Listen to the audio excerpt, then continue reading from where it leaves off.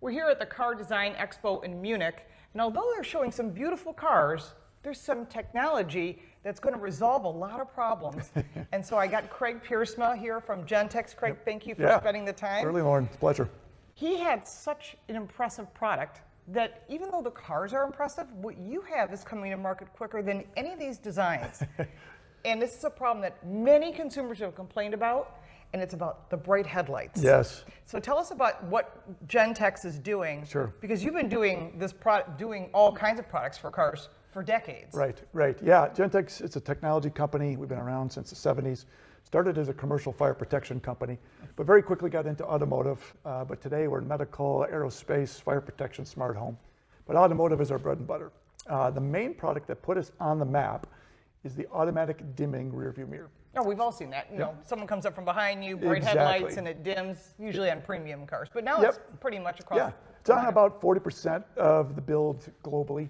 So there's still plenty of areas where we got to penetrate yet. But yeah, like you said, it uses two cameras, observes the amount of ambient light, the amount of glare behind you, darkens to eliminate that glare. Okay. But it solves a problem that you would think, okay, this problem is going to get better over time. Right. It has not. No, it's gotten worse. It has gotten much, much worse, primarily due to the advent of LED technology, right? So you move from halogen to LEDs. LEDs are about 300% brighter than halogens. LED technology has gotten 200% brighter in just the last decade alone. And everyone complains. Everybody complains. The lights are so bright, I have to put my visor down, or I need sunglasses, or they look away, which is dangerous. Yeah, we've done research with TÜV here in Germany that shows people have bad driving habits. So basically they have to squint, change body position, turn their exterior mirrors downward and outward so they're not even using them, so that the glare doesn't reflect back into their eyes. So yeah, it's a global and increasing problem. There's even, anecdotally, you look back in the States, there's a Reddit thread. I won't say it because I don't know what the audience might know, but it's F your headlights. Right. It's 60,000 members and growing of people that are coming together, groundswell of community, posting memes, posting video and film of and photos of themselves experiencing oncoming glare, rearward approaching glare, et cetera. So we know it is a global and increasing problem. So in the U.S., the National Highway Traffic Safety Administration put the rule into place like 1978. Yeah.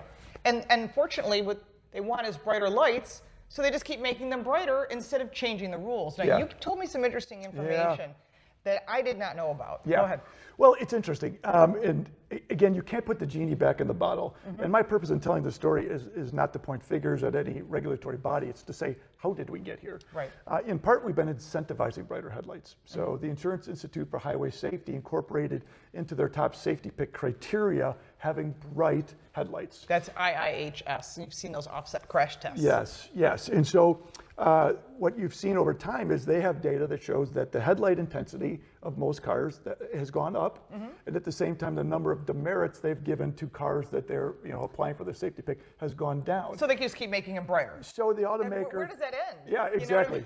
The automaker, if they want to be a top safety pick, has had to put in brighter headlights. Now, there's research that says that is safer for if you're behind the wheel of a car with brighter headlights. What about everybody else? But everybody else, and that's why everybody's upset, because the consumer, the driver, feels like we're gaslighting them. As an industry, we're saying this is safer, don't worry about it, and they're saying, I get it, intuitively I understand it's safer to have good headlights, but it still bothers me. I still can't see at night.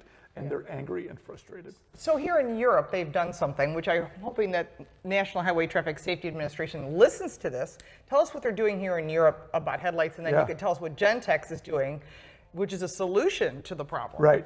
So here in Europe, there's an organization, FIA, International Automobile Federation, runs global motorsports. That's what they're most famous for. FIA is what they're known for. Exactly.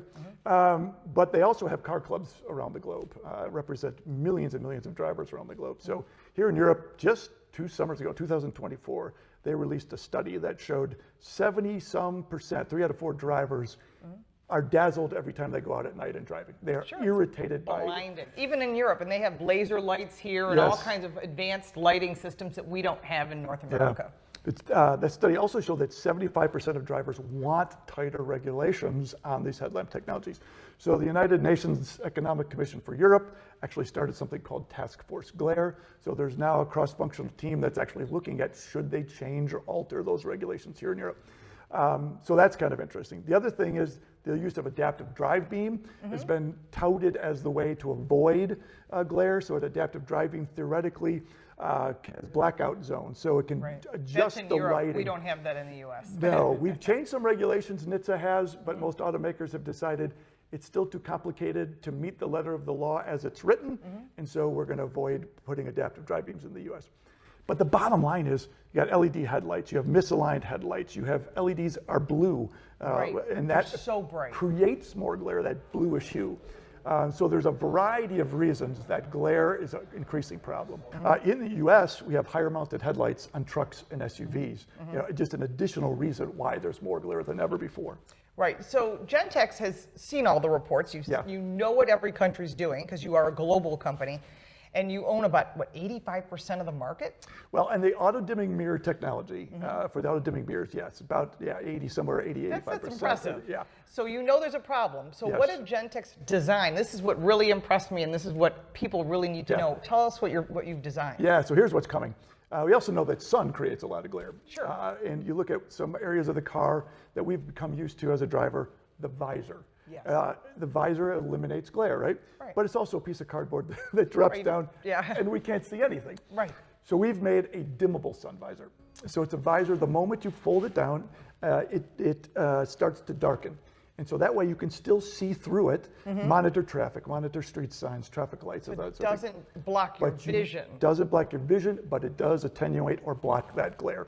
And you can adjust it, how dark, how clear you want it to be. So it'd be based on what's coming at you, what time of day it is. Yep. And you use this technology comes from aircrafts, you were saying. Yes, the same auto-dimming technology we put in Boeing 787 Dreamliner.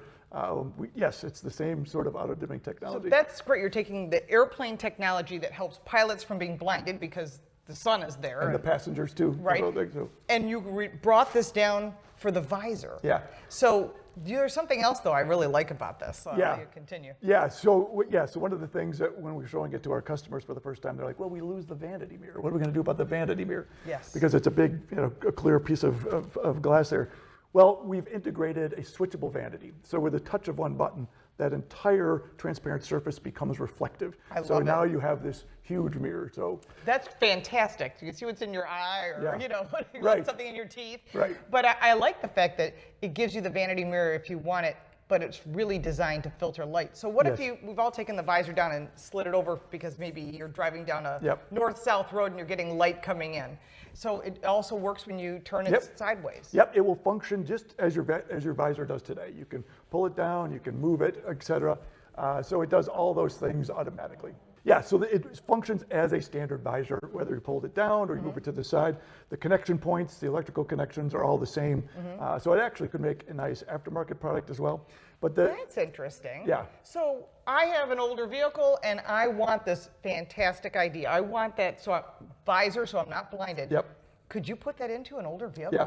Theoretically, I mean, the shapes and sizes of visors doesn't change much model year to model year. True. So again, if we ship primarily to the automaker directly, but there's no reason it wouldn't be backwards compatible, and so it could make a nice dealer install product. I could see Ford, GM, Honda, Toyota saying, "Hey, I've got an older Camry, whatever, it's bothering me." Go to the dealer. Yep. The parts department would order it, and they could install it for you. Yeah, exactly. And that could be done. Yep. But the nice thing about this tech is obviously we designed it originally to prevent sunlight glare, but we know it will also be used for evening driving and to attenuate oncoming glare.